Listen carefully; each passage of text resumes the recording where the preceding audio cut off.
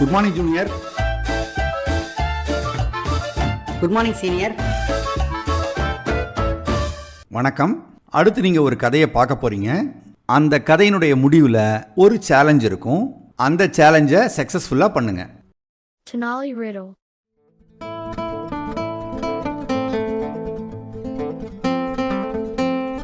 கிருஷ்ணதேவராயரின் அரசவை. வெளியூரிலிருந்து ஒரு அறிஞர் அரசவைக்கு வந்திருந்தார். அவரை அனைவரும் வரவேற்று உபசரித்து உட்கார வைத்தனர். அவர் ஒரு கேள்வி கேட்டார். அந்த கேள்வி இதோ: உலகத்தில் ஓர் உயிரினம் முதலில் 4 கால்களில் நடக்கும், பிறகு 2 கால்களில் நடக்கும், பிறகு 3 கால்களில் நடக்கும். அது என்ன?